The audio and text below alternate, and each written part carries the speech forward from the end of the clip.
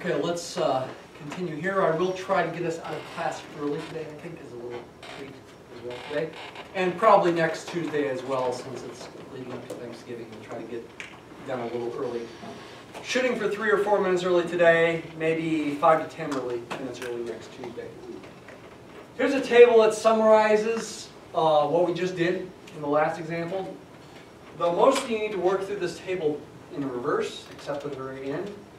First, calculate p hat, this pooled proportion, the pooled estimate for the common proportion of successes, which you're assuming is the case because you're assuming the null is true.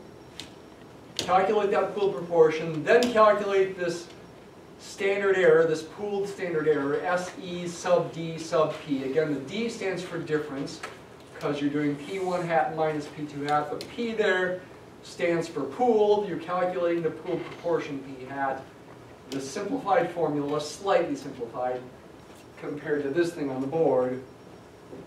It results from taking this thing on the board and replacing both the P1 hat and P2 hat with the pooled estimate P hat and doing a little algebra so that you can factor out that common factor.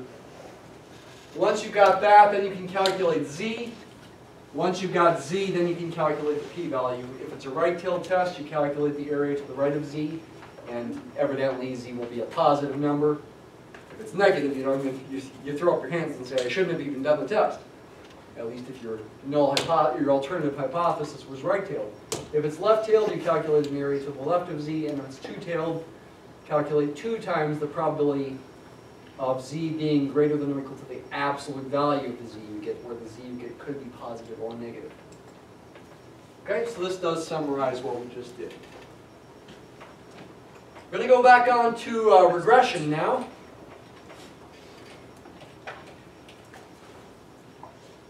Here initially, for lecture B today, we're just going to review chapter 2, essentially. At first, but then we're going to go on to doing something new with this in chapter 10. So remember what's going on with regression. Big picture is you've got 2 variables, at least for us. In general context, you could have more than 2 variables. You're wondering, with 2 variables, is there a linear relationship? Is y linearly related to x? Typically, we think of y as being the response variable and x being the explanatory variable. We think that x explains y. We think of y as responding to x. You've got data. You've got a sample mean, x bar, a sample for the x's, a sample mean y bar for the y's. Standard deviations sx and sy for the x's and y's. And you've got their correlation. In that context, you can pretty quickly calculate the least squares regression line as y hat equals b0 plus b1x, where b1 is the slope, it's next to the x. This came up on the exam. It's the correlation times the ratio sy divided by sx. And then once you've found that slope, you can use this formula to find the intercept. b0 is y bar minus b1 times x bar. Okay, you got that down? Let's recall some facts about least squares linear regression as well. The distinction between explanatory and response variables is essential. If you switch around the roles of x and y, you'll get a different answer, and it will mean something different. Okay? And it's not just the inverse function of the first one. It doesn't work that way. It is essential. It's not essential with correlation. With correlation, when calculating a correlation, it doesn't matter. With regression, it does matter. These formulas are not symmetric in x and y. If you switch around the roles of x and y, this ratio would get flipped. The r stays the same, but the sy divided by sx would get flipped if you switch around the roles of x and y, and that would result in a different answer.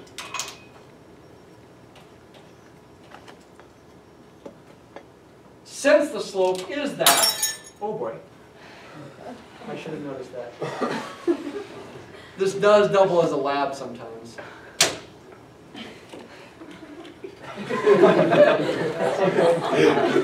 Wow. This is typically a science lecture room, and this does kind of double as a lab.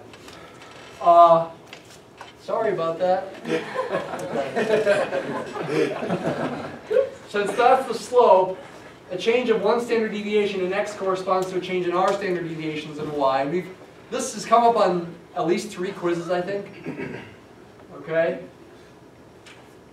Essentially, it's taking this equation, where m is the slope of a general line, y equals mx plus b is the way it's typically written in pre-calculus and calculus. To find the change in y, take the slope times the change in x. But the slope here in this context is r times sy over sx. That's the slope. That's m here. We call it d1 in statistics. If the change in x is sx, is 1 standard deviation, then the sx's cancel, and you're left with r times sy as the change in y. That means if x changes by 1 of its standard deviations, if delta x is s sub x, then y will change by r of its standard deviations, r times sy. And since r is always between -1 and 1, in terms of standard deviation units, y changes by less than x changes. Now in terms of absolute numbers, y could change more. But in terms of number of standard deviations along the regression line, y will change by fewer. And that will be important. The least squares regression line always happens to pass through the point whose coordinates are the mean of the x's and the mean of the y's. So you can, if you know where those numbers are, you can at least plot one point on the regression line without using the formulas. However, that's almost never a data point. And 4 is the most mysterious thing.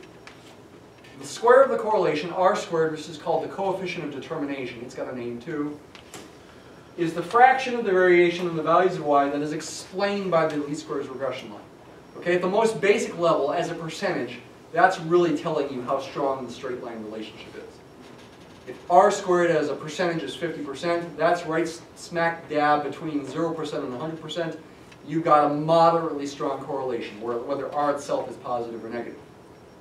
R squared being 0.5 means r itself is close to 0.7 or negative 0.7. That's moderately strong. If r squared is close to 100%, that's very strong. If it's close to 0%, that's very weak. We, in Chapter 10, are going to make this statement more precise, though it's still going to feel somewhat mysterious, I think. It will be made more precise. The last day or two of class, actually. There were those SS formulas that are not in your book,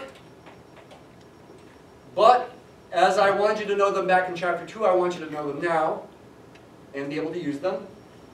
Why? For one thing, because they're historically important.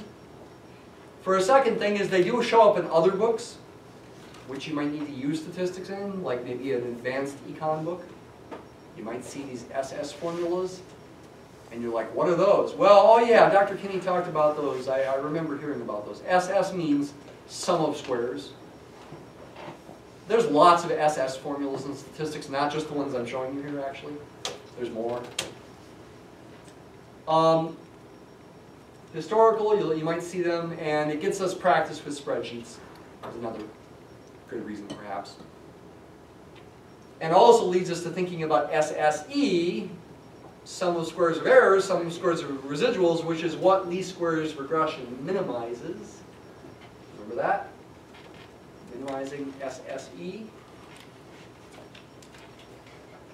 There's SSXX, SSYY. Those are both definitely sums of squares.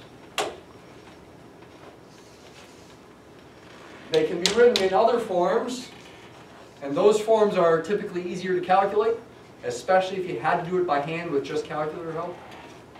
Now, we've got spreadsheets. We don't have to do it this way, but if you didn't have spreadsheets, if you didn't have built-in regression things on your calculator, using these formulas would definitely be the easiest thing to do. There's the SSXY, which is not really a sum of squares. It's a sum, but these are not really squares because those are two different things. But we don't feel like changing the notation. We still call it an SS. Once you've got those, you can find the correlation this way and the slope that way. Okay? we did confirm on spreadsheets that these equations worked. And I mean, we did calculate these equations and saw they worked. We are by no means proving these things. That's beyond the scope of this class. So why these give the same answers is mysterious. But we have to live with a lot of mystery in this class, because the reality of trying to confirm these things rigorously is pretty advanced. It's a junior level math major course where they try to prove these kinds of things.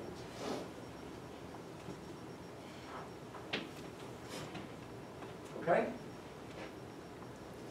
I was thinking about getting some practice with these on a spreadsheet.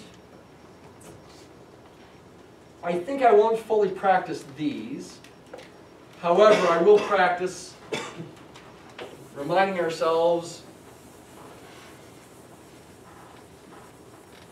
that the regression line minimizes SSE, which is not on the screen here. SSE being the sum of the squares of the residuals, which in chapter 10 are written this way, EI. And we're squaring them. This is not the number E, not 2.71828 blah blah blah. It's not that from the Poisson distribution. This E stands for error. It's really, this is a synonym, synonymous, I'm forgetting how to spell synonymous, is that right? Synonymous, good enough, close enough, with residual.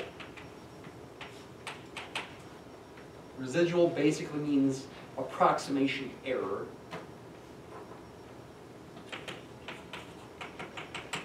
I'm putting the limits of the summation here. We don't typically do that. We're typically sloppy. But I think for extra emphasis, I'm putting it this time. Each residual is really yi minus yi hat. If I'm putting the subscripts, I might as well put the limits of the summation. Right? That's a data point from a data point, second coordinate, minus the corresponding thing you get from the regression line, yi hat. Plug in xi into the regression line. This is b0 plus b1 times xi. Plug xi, the first coordinate of your data points, into the regression line to get the yi hats. Find those differences, square them, add them up. This is the thing that's minimized with the least squares regression line. Let's practice that. I think next time I will practice the other SS formulas.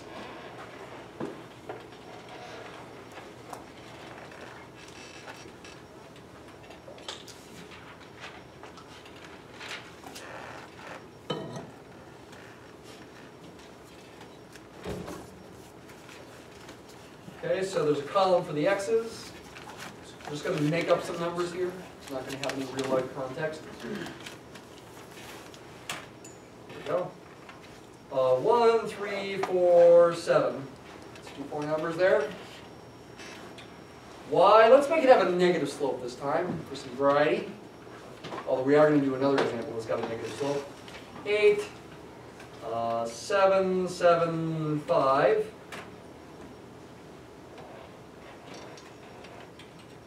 Let's use the book's shortcut formulas to find the slope and intercept. So we need to find the means first, then the standard deviations, then the correlation. Once we've got that, then we can find the slope and the intercept, y-intercept. Do the means with equals average.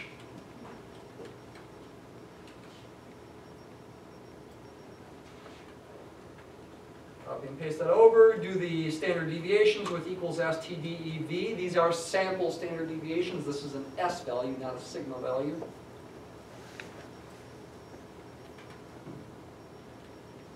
Do the correlation with equals correl, 2 R's, 1 L. First column, comma, the second column. Should get a negative correlation here, negative 0.98. Now use those formulas that are in the book. The slope is r times sy over sx. The intercept is y bar minus b1 times x bar. Slope, correlation, times sy over sx. You don't need parentheses there. The order of operations doesn't matter, actually. You can do the division first, then the multiplication, or you can do the multiplication of the top things first, then divide it. It will be the same answer. So you don't need parentheses there. Slope's real close to negative 0.5, but not exactly. Now the y-intercept, y bar minus the slope we just found, times x bar, like that.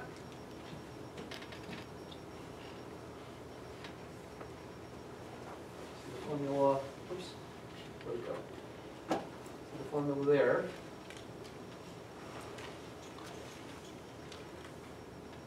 Now again, we're not practicing the SS formulas today. Instead, we're about to practice calculating SSE. We're going to calculate a bunch of y-hats, 4 y-hats. Calculate these differences, square them, add them up, get SSE.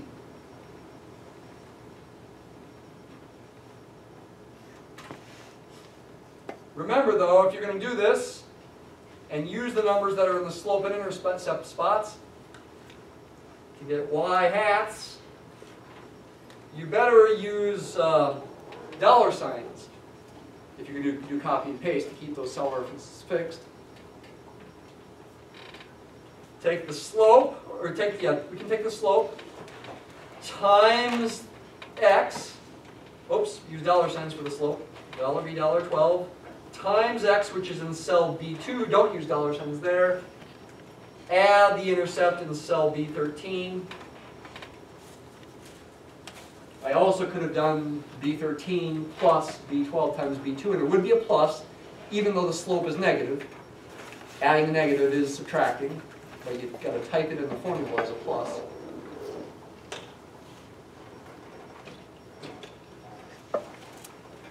The y-hats should be close to the y's.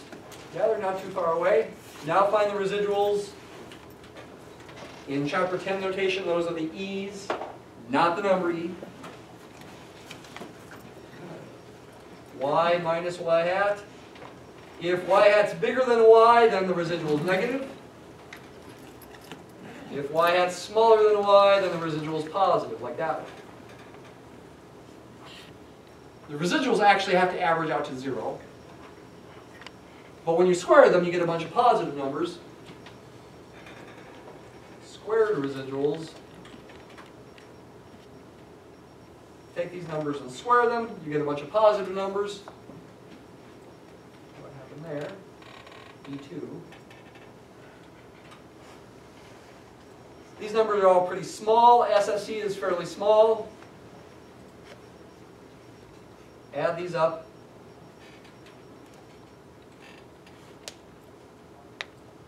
Get a pretty small number. If I now went and changed one of these two numbers, even a slight amount, what could you say about SSE? It would be guaranteed to get bigger, because this is as small as it can be for this particular data set and this particular line. The least squares regression line minimizes SSE. So if I change this 8.6 to an 8.5, watch SSE. Won't change much, but it will go up. It was 0.186 repeating. The new value is 0.226 repeating. 0.226 repeating. Okay, went up. Even if I made it 8.59, or 8.51, what was it before 8.5? 8.51, it's still higher than 0.186 repeating. Oops, what was it before? I forgot. 8.6, that's what it was before. Okay, 8.59 is close to 1.86 repeating, but it is higher. 8.6 was the value. 0.186 repeating. Actually, SSE is going to be important for another formula for us here, and we'll talk about that in about 5 or 10 minutes. I'm going to aim to end in 10 minutes, so we'll see how that goes here. Okay, where are we? Go back to the PowerPoint. We're about to do something different now in Chapter 10. Inference for regression. We're going to think in terms of populations and samples. Population parameters and sample statistics. Population parameters being fixed but unknown numbers.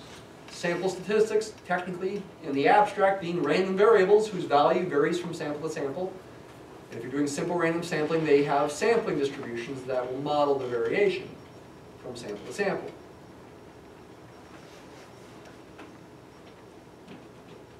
I'm going to quickly go over an example, focus mostly on the ideas of this example. We're going to consider an example where we consider the TV viewing habits of different age groups, 9-year-olds, 13-year-olds, and 17-year-olds. Maybe I should say YouTube viewing habits today. Suppose we want the mean number of hours per week as a function of age. In other words, we want to be able to predict the mean number of hours that a kid watches when we know their age. Suppose that's your goal. The next slide that we're going to see shows a scatter plot of some imaginary data, fake data. It's not imaginary numbers, it's just fake, made up numbers. That's going to illustrate this idea. So it's like I took 1, 2, 3, 4, 5, 6, 7, 9-year-olds, asked them or found out somehow how many hours of TV they watched each day, and yikes, 8, 6, 9 hours, yikes. 4, 3, 2, 2, that's better. Got that data, got a sample mean, got a sample standard deviation. For the 13-year-olds, I got these data, sample mean, sample standard deviation. And for the 17-year-olds, I got these data, sample mean, sample standard deviation. So Y is the number of hours watched per week, rounded to the nearest whole number of hours, evidently. And X is the age. When you plot these points, you get a bunch of stacked points because I rounded each age to the nearest age, now to the nearest year. If I had rounded to the nearest day or something, then these would not be stacked. But it's simpler to round to the nearest year. So you get a bunch of stacked points. These all having an x-coordinate of 9. These all having an x-coordinate of 13. These all having an x-coordinate of 17. The second coordinate gives you those hours of TV watch. If you find the regression line for this situation, it's kind of an atypical thing for us, right? Typically, in the past, when we were finding regression lines, it was typically a pretty strong linear trend. The data were typically pretty close to a straight line. These are not really, it's more of a scatter. However, there still is a pattern. It is a slight negative trend. The older kids are watching, on average, fewer hours than the younger kids are. In fact, looking at these numbers, they go down. More importantly, at least approximately speaking, the y-coordinates along this regression line for x equals 9, x equals 13, and x equals 17 approximate the means here. I probably should have called these y-bars instead of x-bars, because they really are y values in this picture. Second coordinate at that point, is it close to 4.86? Not too far, looks like it's maybe closer to 5, but not too bad. Second coordinate at this point, on the regression line, above x equals 13. A little bit bigger than 4. Yeah, close to 4.5, looks pretty good. Second coordinate at this point, above x equals 17. Close to 4. Pretty good. So at least approximately, this regression line is going through points whose y-coordinates are the corresponding means that we get for these values. For x equals 9, x equals 13, x equals 17, what are the means of the y's? Again, I should have called these y-bars. That approximately true situation leads us to make a conjecture of something called the regression model. that we hope is true about the wider population of all young kids and their TV viewing habits. Well, before I talk about this abstract model, maybe we should make some more observations. Here are some observations. If we sampled different kids, we'd get different means. Okay, this was from a sample, pretend sample. But if we had a different sample, we'd get different numbers and different means. Though we hope overall the picture would not be too different. We should be able to extend this to different ages, like not just 9, 13, and 17-year-olds, but interpolate for like 10, 11, 12-year-olds, 14, 15, 16-year-olds. Maybe even extrapolate to 18, 19, 20-year-olds and 8, 7, 6, 5-year-olds. Get too far away, the extrapolation gets dangerous as far as being off. The regression line is an approximation to a true population regression line. This is a sample regression line, calculated from a sample. It's an approximation to some true regression line that would be true about the entire population of all kids in the country, say. The true regression line would pass through the age means for amount of TV watched, but about each mean there's still a spread of values. You're still going to get a plot that's somewhat similar in nature, but it's just going to have a lot more points to it if somehow you could get access to the population data. If you still rounded to the nearest age, you'd still get a bunch of stacked points, say for every age. And hopefully, you would hope, if this is a good model at least, that for each one of those ages, the y-coordinate along the population regression line would be the mean of the TV hours watched for that particular age group. And if it's true that this is a pretty good approximation, maybe it's a population regression line with a negative slope, meaning overall, on average, older kids watch less TV than younger kids. This is all made up data. I don't know if that's true. I'm trying to give older kids the benefit of the doubt, but we'll see. Here's the abstract model that takes this situation into account. Try to finish this in 2 minutes. I can't really finish this well in 2 minutes. Let's just focus on the equation for the moment, instead of all the other words. Kind of a weird looking equation. yi equals beta 0. There's another Greek letter. Beta. Greek letter. Must be a population parameter. Yes, it is. Beta 0 is the Greek version of b. Beta 0 is the Greek version of b0. Hey, that must be an intercept. Plus beta 1. Greek version of b1. Hey, that must be a slope.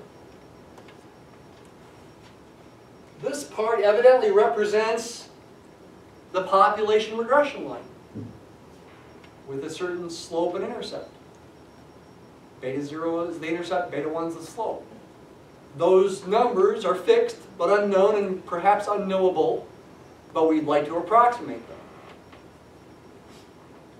You plug in the number x into that, multiply times the slope, add the intercept, you'd get the second coordinate of a point on that regression line. The book writes that number as if it's a data point. In reality, it's probably best to think of this as a random variable. Essentially what this is saying is use the population regression line to find the second coordinate of a point on that population regression line, then add a randomness term, which is really a random variable, to get a random variable that might represent or model a randomly chosen value of y for that given value of x. The epsilon represents the randomness. So in reality, both of these things are really random variables. There's some extra assumptions, but when you look at the first few homework problems in Chapter 10 related to this, realize that when they ask you to describe what the regression model is, essentially they want you to write this kind of equation down. There's not much to do. You just write the equation down and you identify what the things mean. What does the intercept mean? What does the slope mean? what term represents the randomness inherent in using the regression line, even with the population data? It's the epsilon. Okay? So those problems, when you see them, the first 4 problems or so are like that in chapter 10. They're kind of mysterious. You don't really have to do much. Okay? You'll see it in the back of the book with the odd ones. You just essentially write the equation down and identify the median things. And the epsilons, that's a Greek letter too, those are estimated by the e's, the residuals. And the sigma, down here, measures a certain amount of spread. That's going to be related and be estimated using SSE. It's not equal to SSE, but we're going to use SSE to approximate that. So we'll talk about next time. See you then.